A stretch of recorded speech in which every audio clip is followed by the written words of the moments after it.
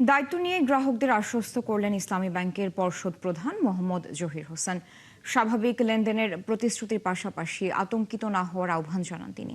বিপরীতে নতুন বোর্ড গঠন না হওয়া পর্যন্ত আন্দোলন চালিয়ে যাওয়ার ঘোষণা দিয়েছে সচেতন গ্রাহক ফোরাম।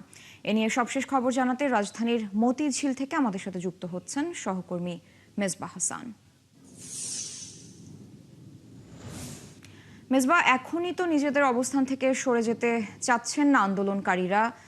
তারা কি চাচ্ছেন একটু বিস্তারিত জানাবেন এ বিষয়ে? তাদের সাথে কথা হয়েছে নিশ্চয়ই আপনার?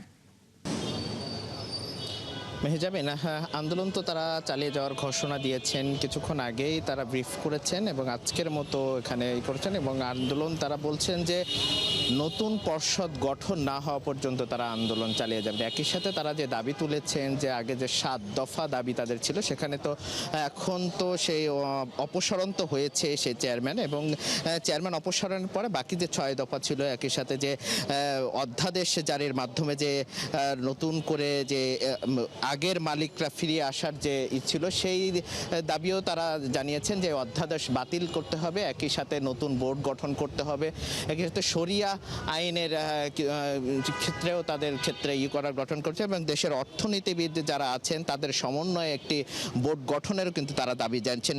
এমন 6টি দাবি এখন পর্যন্ত তারা দাবি জানিয়েছেন এবং তারা যেটি ঘোষণা দিয়েছেন যে এই পরিচালনা পর্ষদ যতক্ষণ পর্যন্ত না গঠন হবে ততক্ষণ পর্যন্ত তারা আন্দোলন চালিয়ে যাবেন।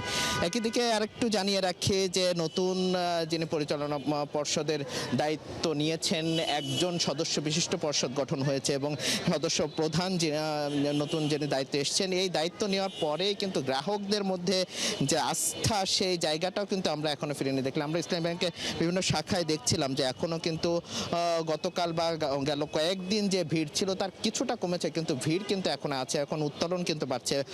স্বাভাবিকভাবেই যে এখনো বোর্ড গঠন না হওয়া পর্যন্ত কিন্তু গ্রাহকরা আস্থা ফিরছে না। নতুন যে পর্ষদ প্রধান হয়েছে তা নিয়ে কিছুক্ষণ আগে ব্রিফ করেছেন, তিনি যেটি আমাদেরকে জানিয়েছেন যে এই আতঙ্ক যেটি ছড়িয়েছে, আতঙ্কিত না হয়ে গ্রাহকদেরকে আস্থা রাখার আহ্বান জানিয়েছেন এবং আস্থা রাখার মধ্যে বলছে যে আর কোনো ধরনের সমস্যা হবে না। একই সাথে যে এই যে গ্রাহকদের টানা টাকা উত্তোলনের ফলে যে আস্থাহীনতার ফলে যে সংকট তৈরি হয়েছিল, তারল্য সংকট তৈরি হয়েছিল, গতকালকে আমরা 2,500 কোটি টাকা কেন্দ্রীয় ব্যাংকের পক্ষ থেকে দেওয়ার ঘোষণা দিয়েছিল। একই সাথে আজকেও ইসলামী ব্যাংকের পক্ষ থেকে 2,500 কোটি টাকা চাওয়া হয়েছিল।